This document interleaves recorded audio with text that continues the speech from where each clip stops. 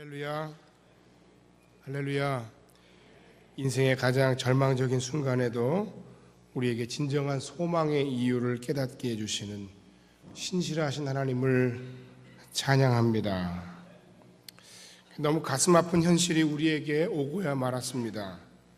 단 한 생명이라도 더 살려내길, 기적과 같이 살아 돌아오길 그렇게 간절히 국민들이 바랬지만, 그러나 현실은 너무나도 냉혹하고 참담합니다. 이 세월호에서 더 이상의 생존자, 기적의 소식은 우리에게 들리지 않았습니다. 온 국민이 가슴 아파하고 뉴스를 보면서 하루에 한 번씩은 다 눈물을 흘린다는 거예요.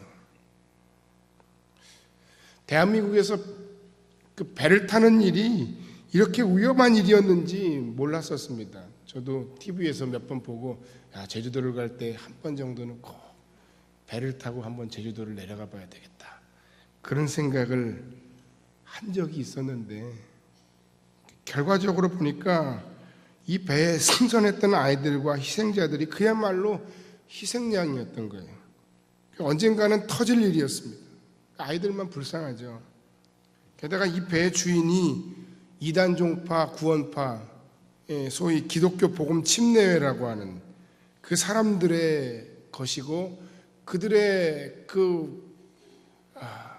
그야말로 무책임한 경영과 그런 말미암은 피해가 더 큰 피해를 양산했다는 걸 우리가 봤습니다. 돈밖에 모르는 사이비 교주가 뭘 했겠어요?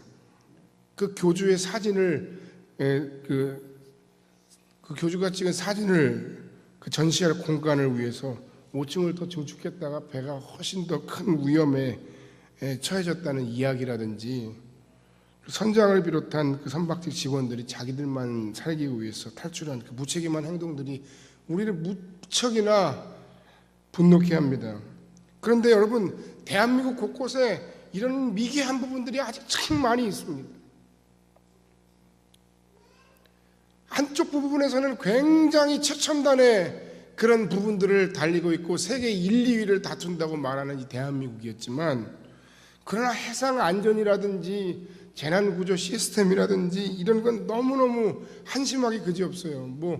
국무총리가 오늘 사의를 밝혔다 그러는데, 책임을 물으면 책임을 물을 수도 있지만 또 어떻게 그 사람 한 사람만의 책임이겠습니까?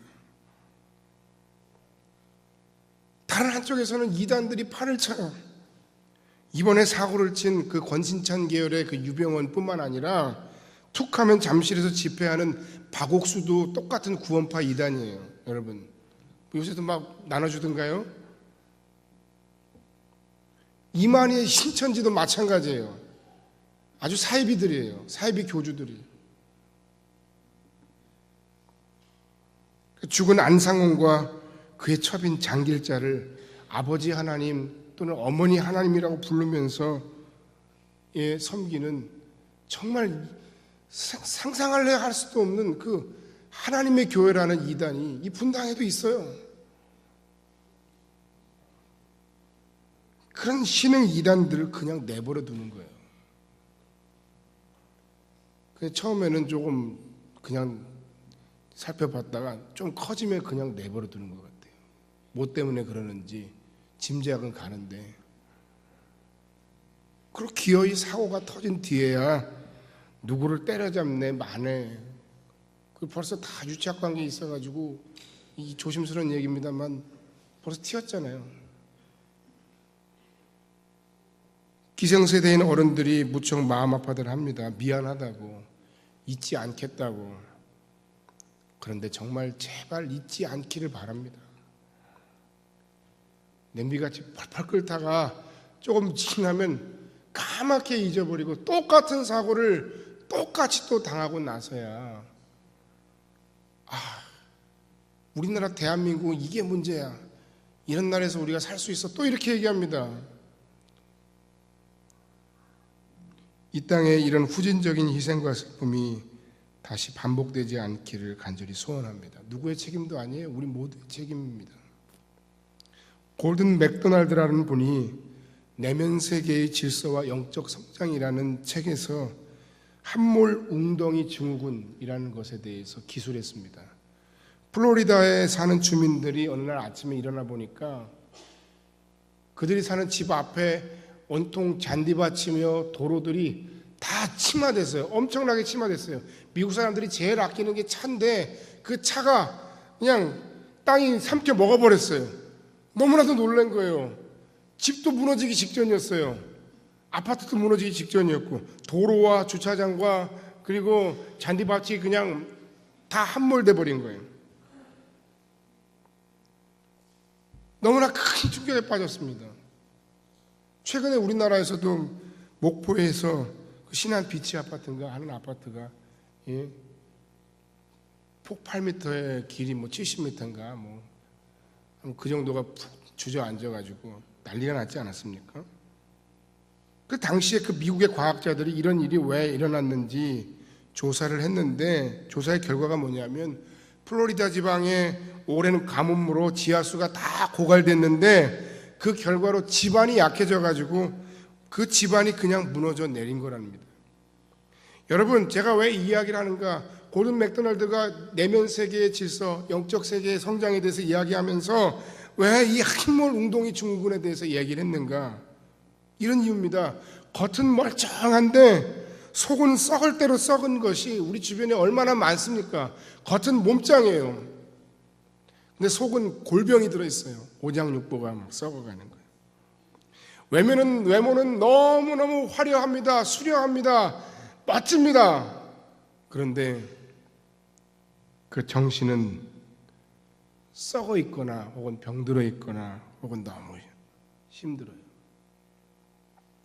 말은 청산유수인데 실제의 삶에 있어서는 어떤 실행력도 어떤 책임감도 없는 속빈 강정 같은 사람들 참 많습니다. 말이나 잘 안 하면 다행인데 말을 너무 잘하는 거예요. 그게 속아 넘어가요. 몇 번은 속아 넘어가다가 조금 지나면 사람들이 다 스타일을 파악하는 거예요. 이것뿐이구나.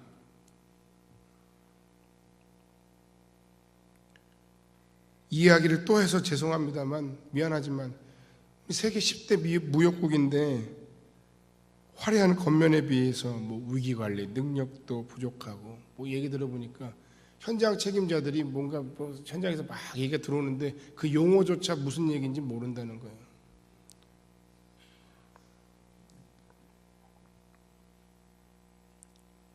그러다가 일이 생기면 그때만 냄비처럼 끓다가 또 똑같은 상황을 만나도 또 똑같이 속수무책인 우리의 모습. 이건 어느 한 정권의 문제라기보다는 이게 대한민국이 아직 총체적으로 아직 함량이 많이 부족한 거예요. 이게 우리 실력인 거예요, 여러분. 이게 우리의 모습인 거예요. 그러니까 우리가 착각하면 안 된다는 거예요. 우리가 아직 갈 길이 멀구나. 다른 나라에서 우리를 이렇게 평가하고 비난한다고 그것만 가슴 아파할 게 아니라 겸손히 우리를 봐야 됩니다. 중요한 것은 우리의 겉모습이 아닙니다. 우리의 삶의 기초가 되는 것은 외형이 아닙니다. 사람들은 겉에 보이는 모습들을 잘 가꾸고 잘 보이려고 굉장히 노력합니다만 그러나 더욱더 중요한 것은 우리의 마음입니다. 우리의 마음의 생각입니다. 우리의 마음의 건강입니다. 우리가 이 모든 삶의 위기에 대처하는 진정한 마음의 실력입니다.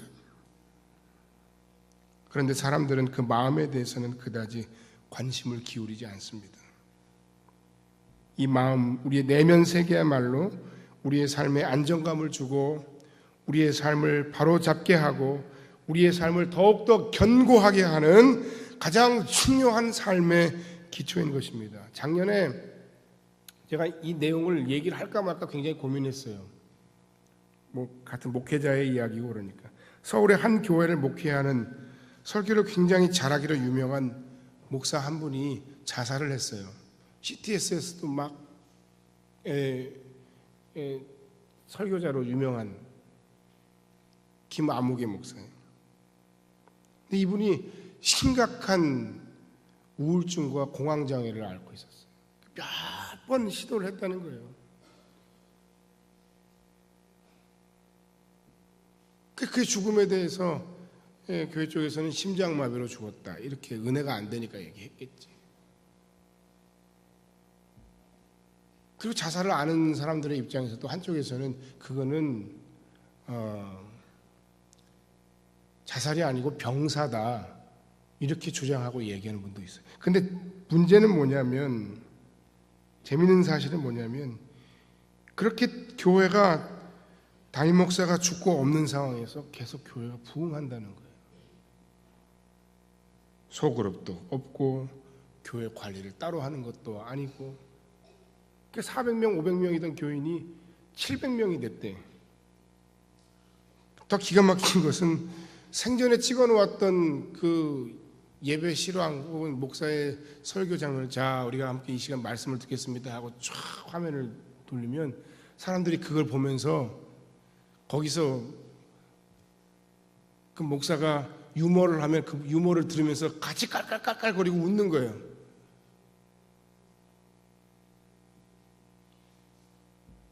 여러분, 많은 사람들이 위험에 노출되어 있습니다. 심지어는 유명 설교자까지도 외면은 강해 보였지만 그들은 내면, 그들의 마음은 허술하기 짝이 없는 겁니다. 너무 안타깝습니다. 또 목사가 없는 교회에 사람들이 몰려들어서 예배하고 함께 그 죽은 사람의 설교를 보고 들으면서 함께 웃는 걸, 이걸 어떻게 이해를 해야 될지는 참 안타깝습니다. 이건 역시 일종의 함몰 웅덩이 증후군입니다. 겉은 화려한데 내 삶을 지탱하는 가장 깊숙한 곳, 마음의 저변, 마음의 가장 깊은 기초가 무너져 내린 겁니다. 오늘 우리가 읽은 신명기 4장 9절에서 하나님께서는 이스라엘 백성을 향하여 이렇게 말씀합니다. 오직 너는 스스로 삼가며 내 마음을 힘써 지키라, 이렇게 말씀하십니다. 마음은 이미 말씀드린 대로 우리 인생의 가장 중요한 기초입니다. 지방과 같습니다. 문제가 생기면, 이 마음에 문제가 생기면, 우리의 삶에 문제가 생기면 마음이 가장 먼저 이탈하고, 행동이 먼저가 아닙니다. 마음에서부터 이 모든 것들이 시작된다는 겁니다. 마음이 없는 예배가 진짜 예배일 수 있겠습니까? 마음이 없는 봉사가 진짜 봉사일 수 있겠습니까? 하나님은 우리의 마음을 보십니다. 우리의 마음이 얼마나 바로 서 있는지, 우리의 마음의 중심이 얼마나 올곧은지, 우리의 마음이 얼마나 건강한지, 그것을 보고 때로는 안타까워하시고, 때로는 격려하시고, 때로는 힘을 주셔서 우리들의 마음이 하나님 앞에 더욱더 강건하기를, 더욱더 아름답게 세워져 가기를 간절히 기대하고 바라신다는 것입니다. 세월호 사건으로 인해서 우리의 마음이 무너져 내리기 쉽습니다. 저도 경험했어요. 일주일 내내 순간순간, 어느 순간인가 보면 갑자기 아무것도 하기 싫어져요. 갑자기 사람을 만나기가 싫어져요. 갑자기 식욕도 없어져요. 갑자기 모든 게 귀찮아져요. 여러분, 한 주간 동안 그런 거 경험하지 않으셨습니까? 오늘 주신 말씀 앞에 오직 너는 스스로 삼가며 내 마음을 힘써 지키라 하신 이 말씀을 묵상하고 함께 이 말씀 안에서 하나님께서 바라시는 그리스도인들이 가져야 할 진정한 건강한 마음의 모습이 어떤 것인지 우리가 함께 말씀의 은혜를 나누며 살펴보는 아침이 되기를 원합니다. 건강한 마음의 모습은 첫 번째, 하나님을 어떤 상황에서도 끝까지 믿고 신뢰하는 마음입니다. 믿음이 좋다 이렇게 얘기할 수도 있지만, 우리가 우리의 건강한 믿음의 마음이 건강한 모습으로 서 있다는 것은 바로 이 모습이 첫 번째 모습인 거예요. 우리가 매일 싸우는 그 영적 싸움의 현장은 제가 늘 말씀드리지만 바로 우리의 마음이에요. 우리가 만나는 사람들과의 관계, 우리가 처해 있는 상황보다도 더 먼저 우리의 마음 내면에서부터 우리는 이 영적 싸움을 경험하는 거예요. 사탄이 갑자기 말도 안 되는 그 말 한마디 톡 던집니다. 영적인 가라지를 우리에게 톡 뿌립니다. 그럼 그 가라지가 우리의 마음속에서 요동치고 자라나면서 우리를 얼마나 힘들게 하는지 몰라요.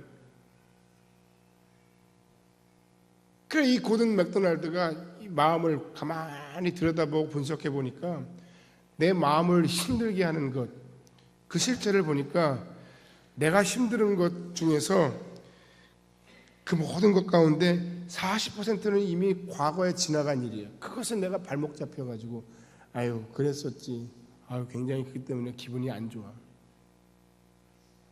또 50%는 어떤 일들입니까? 아직 내가 겪지도 맞닥뜨리지도 않은, 경험하지도 않은 미래의 불확실함에 대해서 우리가 두려워하는 거예요. 그럼 뭐냐?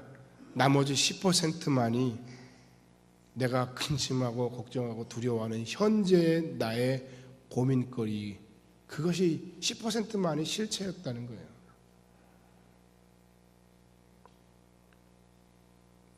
그런 상황 가운데 있는 우리에게 성경은 뭐라고 말씀하십니까? 염려하지 마, 근심하지 마, 두려워하지 마, 이렇게 말씀하시는 거예요. 왜? 하나님은 살아계시니까, 하나님이 당신을 사랑하시니까, 하나님이 당신의 인생과 삶을 지키시고 계시니까, 하나님은 섭리하시는 분이시니까, 하나님은 우리의 모든 간절한 기도에 응답하시는 분이시기 때문에. 할렐루야. 이렇게 우리가 하나님을 끝까지 믿고 신뢰하는 마음이야말로 이 세상 살아가는 동안 우리가 끝까지 반드시 지켜야 할 우리의 가장 중요한 건강한 모습의 마음인 것입니다. 우리의 삶을 인도하신 하나님을 마지막 순간까지도 신뢰하는 건강한 마음을 유지하시기를 주님의 이름으로 간절히 축원합니다. 두 번째 건강한 마음의 모습은 지체를 사랑하고 긍휼히 여기는 마음입니다. 이것이 우리의 건강한 마음의 척도예요. 건강하지 못한 사람들을 보면 자기밖에 몰라요.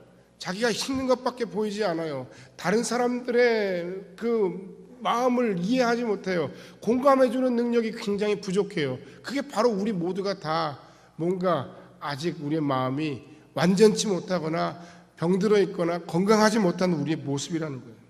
성경은 하나님께서 우리를 긍휼히 여기셨다고 말씀하시면서 그 긍휼에 풍성하신 하나님의 사랑이 허물로 죽을 수밖에 없는 우리를 그리스도와 함께 살리셨다. 그러므로 하나님의 긍휼하심을 힘입어서 구원을 받은 우리가 이 하나님의 엄청난 긍휼에 비쳤으므로 너희들도 누군가를 그와 같은 똑같은 마음으로 사랑하고 긍휼히 여기라 말씀하고 계신 겁니다.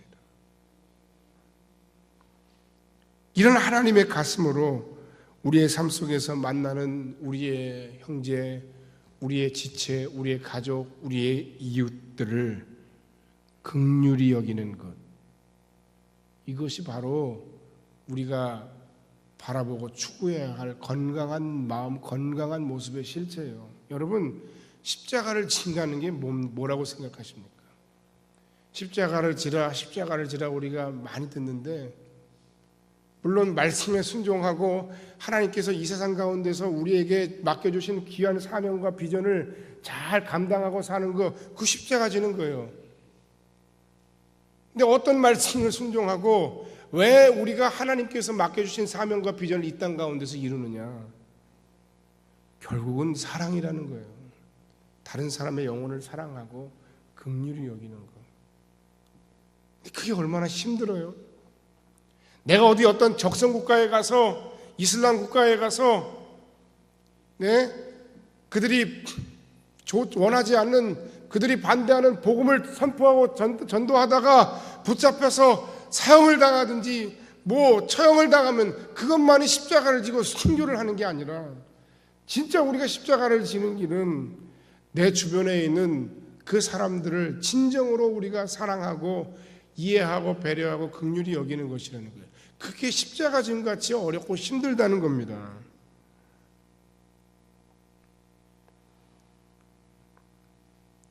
예수님은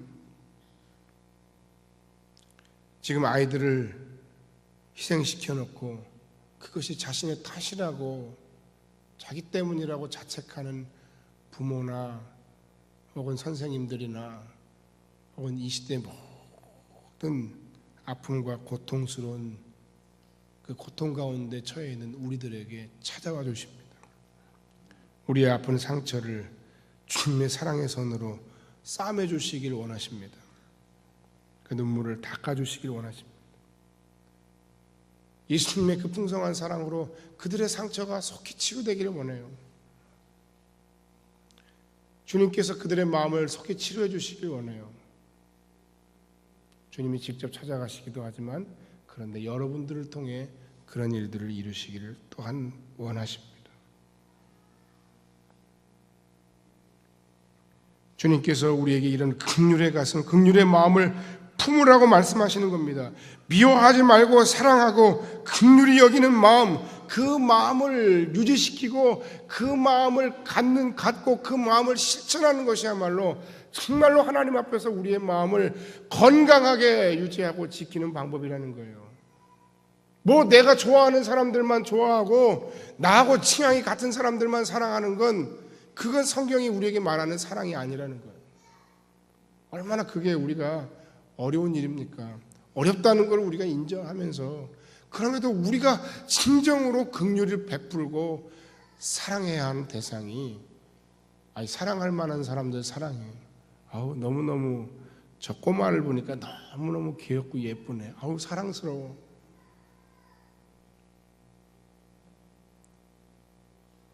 요새는 그런 아이들이 없습니다만 우리 어릴 때만 해도 뭐 기본 아니었어요. 뭐 교회 오는데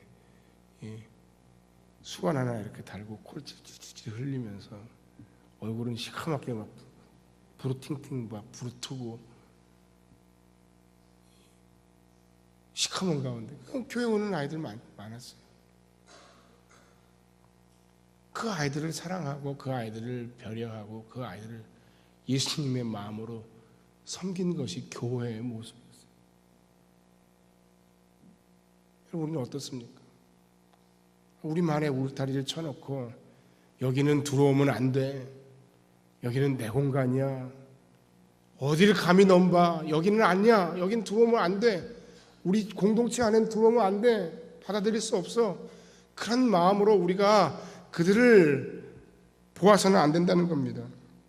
세월호 유가족들과 그 피해자들을 우리가 어떤 형태로든지 어루만질 수 있기를 원합니다. 그들을 위해 기도하기를 원합니다. 친구를 잃고 선생님을 잃은 그 학생들을 어루만져줘야 되겠습니다. 그 상처가 완전히 아물 때까지.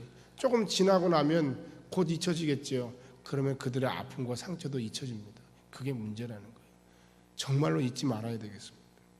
주변에 이 아픔을 주체할 수 없어 힘들어하는 그 사람들이 여러분 가운데 있습니까? 그들을 위로하고 또한 세워줘야 합니다. 이 문제가 잘 정리된 후에도 이 사회에 여러분의 사랑과 격려가 필요한 사람들을 위로하고 힘주며 도와주는 그리스도인들이 되길 바랍니다. 또한 먼 곳에서뿐만 아니라 여러분의 가족에게, 여러분의 지체들에게 말 한마디 신중하게 하시기 바랍니다. 우애 주는 것도 지혜가 필요해요. 볼 때마다 걱정한답시고 왜 이렇게 아파 보이세요? 왜 이렇게 힘들어 보이세요? 그러면 그것도 그렇게 꼭 지혜 있는 건 아닌 것 같아요. 그럼 뭐라 그러겠어요? 그러면 뭐라고 얘기하실래요? 조금 헬쑥해 보이긴 해도 그래도 참 오늘 참 예쁘시네요. 오늘 참 좋아 보이십니다. 그래도 마음이 평안하신가 보죠. 그러면 오히려 마음이 더 평안한 거예요, 여러분. 지혜가 필요한 것 같아요. 하나님께서 우리를 이 교회 공동체 안에 보내주셨는데 이 교회 공동체 안에는 온통 다 내 마음에 드는 사람만 있습니까? 아닙니다. 나와 너무 다른 사람들이 많습니다. 내 생각과 다른 사람이 너무 많습니다. 심지어는 그 말 한마디 그 행동 하나하나가 나를 짜증나게 하는 사람들도 있습니다.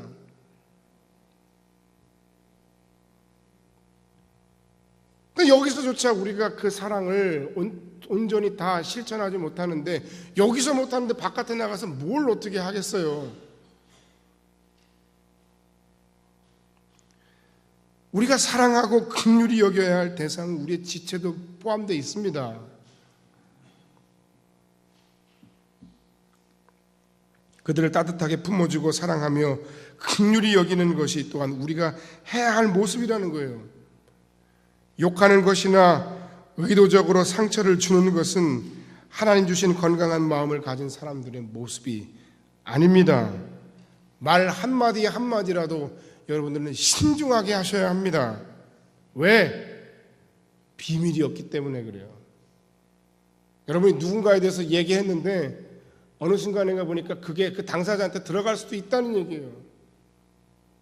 비밀이 어디 있어요, 여러분? 이건 내가 너한테만 하는 이야기인데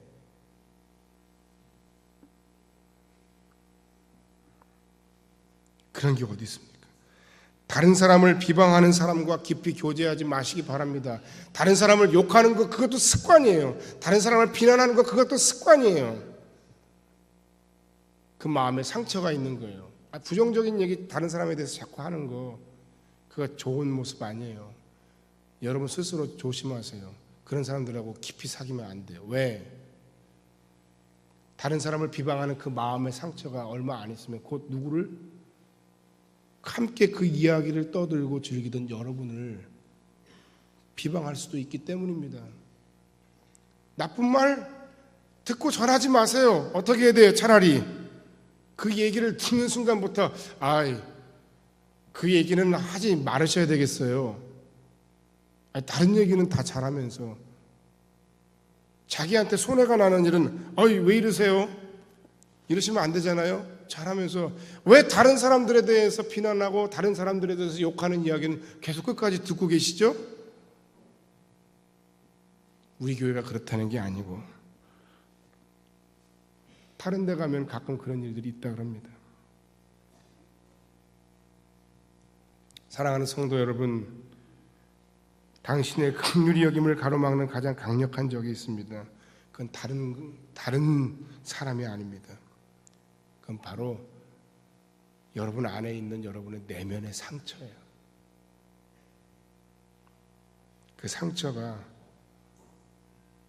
다른 사람을 곱게 보지 못하게 하는 거예요. 한번 잘 생각해 보세요. 그 상처가 다른 사람의 이야기를 고지고대로 듣지 못하게 하는 거예요. 그 상처가 다른 사람의 모습을 있는 모습 그대로 보지 못하게 하는 거예요. 그 상처가 다른 사람을 비난하게 만드는 거예요. 그 상처가 다른 사람들을 욕하게 만드는 거예요. 그 상처 때문에 여러분이 분노하는 거예요. 분노를 제어하지 못하는 거예요. 조절하지 못하는 거예요. 그 분노가 여러분 자신을 망가뜨리고 여러분 자신의 관계를 망가뜨리고 여러분의 인생을 파괴하는 거예요. 사람의 사랑에는 한계가 있습니다. 불충분합니다. 나의 마음의 사랑을 충족시킬 수 있는 존재는 이 세상에 없습니다. 영원히 사랑할 것 같지만 거친 말 몇 마디 오고 가면 마음이 상하는 거예요. 관계가 식어버립니다. 하지만 하나님의 사랑은 완전합니다. 영원합니다. 우리의 상처난 마음과 채워지지 않을 것 같아 보이는 우리의 마음의 그 빈 공간들, 그 공간을 채우기에 충분한 사랑은 오직 하나님의 사랑입니다. 그 하나님의 사랑에 기대시기 바랍니다. 그 하나님의 사랑으로 채우시기 바랍니다. 요한복음 15장에 예수께서 내 사랑 안에 거하라 이렇게 초청하고 계시지 않습니까? 여러분 안에 예수님이 계세요. 그 예수님을 의지하세요. 그 예수님의 긍휼히 여기심을 힘입어 당신의 지체도 이해하고 사랑하고 용서할 수 있으시기를 주의 이름으로 간절히 축원합니다. 한번 따라합시다. 그럴 수도 있지 뭐. 한 번 더 합니다. 그럴 수도 있지 뭐. 그럴 수도 있지 뭘 그래요.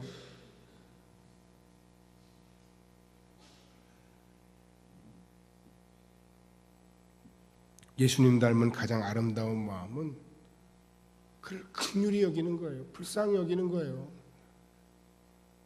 그렇게 여러분의 남편들을 불쌍히 여기시기 바랍니다. 얼마나 힘들어요. 새벽부터 밤늦게까지.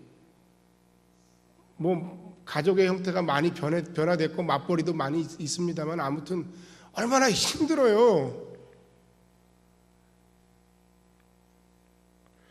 당신의 아내를 긍휼히 여기시기 바랍니다. 얼마나 불쌍해요. 여러분의 자녀들, 여러분의 지체들, 또는 여기 서 있는 목회자도 마찬가지예요. 서로가 서로를 긍휼히 여기고 불쌍히 여길 때 그것이 우리의 관계를 더 아름답게 만들고 우리의 마음을 더 건강하게 만드는 거예요. 그래서 온전한 용서는 상대방을 이해하고 배려하고 용서하는 데서 그치는 것이 아니라 심지어는 그 사람을 축복하는 데까지 나아가는 거예요. 그러니까 십자가라고 하는 거예요.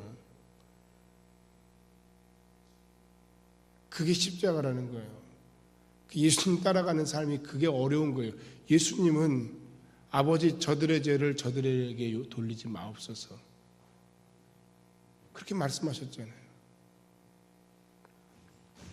마지막 세 번째, 우리의 건강한 마음은 삶에 대한 진실한 감사의 마음으로 또한 나타납니다. 신명기 8장 12절로 14절에 보면 내가 먹어서 배불리고 아름다운 집을 짓고 거하게 되며 또 내 우양이 번성하며 내 은금이 증식되며 내 소유가 다 풍부하게 될 때에 두렵건대 내 마음이 교만하여 내 하나님 여호와를 잊어버릴까 하노라. 신명기 1장 27절에 보면 장막 중에서 원망하여 이르기를 여호와께서 우리를 미워하심으로 아모리 족속의 손에 붙여 멸하시려고 우리를 애굽 땅에서 인도하여 내셨도다. 무슨 얘기입니까? 잘 되면 잘 되는 대로 하나님을 교만하여 떠나버리는 거예요. 이거 다 내가 받을 만하니까 여기까지 내가 온 거지. 나만큼만 하라 그래.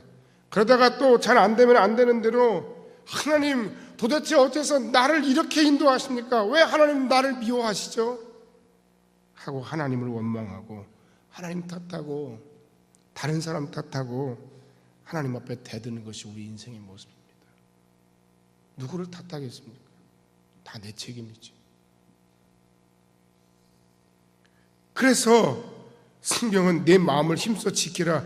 두렵건대 내가 목도한 그 일을 잊어버릴까 하노라. 내 인생과 삶에 행하신 하나님의 위대한 그 구원의 역사를 내가 잊어버릴까 두렵다. 하나님을 잊지 말라. 그렇게 말씀하신 거예요. 그래서 본문에 보니까 시내산에서 화염이 충천하고 그 주변이 유황과 구름과 흑암이 덮인 상태에서 하나님이 온 이스라엘에게 나타나셔가지고 충격요법으로 말씀하시는 거예요. 십계명을 적은 2개의 돌판을 새겨주시면서 뭐라고 말씀하시죠? 잊지 마라고 얘기하시는 거예요. 여러분, 은혜를 받은 사람은 많아도 감사하는 사람은 참 적습니다. 그런데 여러분, 감사하지 않을 때 사단이 틈탑니다. 하지만 반대로 우리가 열심으로 하나님과 다른 사람을 기억하고 그들에 대해 감사하는 마음을 가질 때 우리의 삶은 더욱더 아름답고 풍성해집니다. 우리 처녀를 바꾸는 방법, 내 남편을 바꾸는 방법, 아내를 바꾸는 방법, 그 무엇이 있을까요? 우리의 지체를 바꾸는 방법 무엇이 있을까요? 여러분, 자녀들이 여러분이 잔소리를 계속하게 되면 그 사람이 바꿀 것 같습니까? 그 자녀가? 천만에요. 절대 바꾸지 않아요. 어떻게 하면 바뀝니까? 잘했다. 이것만 조금 더 하면 더 좋을 것 같아. 하고 격려하면서 칭찬하면서 뭔가 조금씩 이야기하면 바뀌는 거예요. 근데 계속 사랑으로 하겠죠. 걱정돼서 하는 거죠. 그렇지만 방법이 나쁘다는 얘기예요. 여러분, 제가 여러분들한테 계속해서 매일같이 매주 강단에서 여러분 어째서 그러십니까? 왜 그러십니까? 그렇게 하면 되겠습니까? 그러면 안 됩니다 하고 심지어는 아주 강력하게 여러분의 마음을 째고 찢는 이야기를 매주 해보세요. 바뀔까요?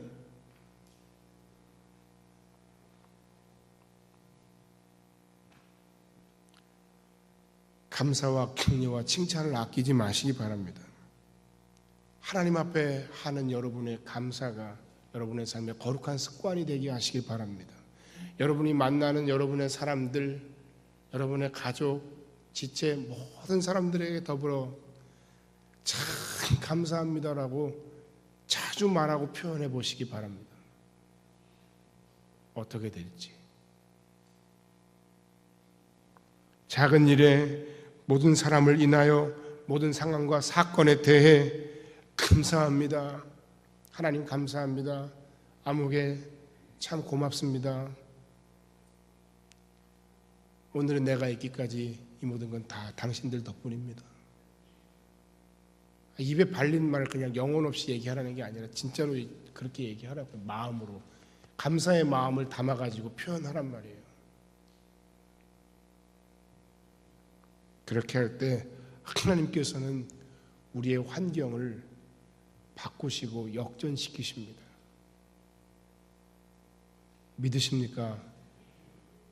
결론의 말씀을 드리고 말씀을 마칩니다. 여러분의 인생에서 여러분이 가장 중요하게 생각하는 것이 과연 여러분의 외형입니까? 아니면 여러분의 속 내면입니까? 제가 전에도 한번 그냥 지나가는 말로 얘기했습니다만, 우리 아이들, 우리 두 아들이 참 내면이 바르고 건강한 배우자를 만났으면 좋겠다 하는 기도를 합니다. 사랑하는 여러분, 우리가 정말 하나님 앞에서 이제라도 우리의 생각과 우리의 삶의 건강의 방향을 바꿔야 합니다. 힘써 내 마음을 지키라 하신 주의 말씀을 따라 정말 빈약하고 빈약한 내 마음의 빈 공간을 주님을 향한 신뢰, 주님께서 채워주시는 풍성한 사랑, 그리고 그 사랑으로 말미암은 다른 사람을 향한 긍휼의 마음, 그리고 감사하는 마음으로 더 풍성히 우리의 빈 마음, 빈 공간들을 계속해서 채워갈 때 채워도 채워지지 않는, 세상에 그 무엇으로도 채울 수 없는 여러분의 빈 공간들이 그런 건강함으로 채워질 때 우리 인생에 어떤 비바람과 삶의 위기가, 고난이 닥쳐와도 우리 하나님 안에서 넉넉히 이길 수 있습니다. 이 주시는 하나님 앞에 구하고 하나님께서 또한 우리에게 허락하실 이 마음의 강건함을 통해서 여러분의 인생이 어떤 상황 속에서 늘 승리하는, 힘써 마음을 지키는 여러분의 복된 인생이 되시기를 주님의 이름으로 간절히 축원합니다. 기도하겠습니다.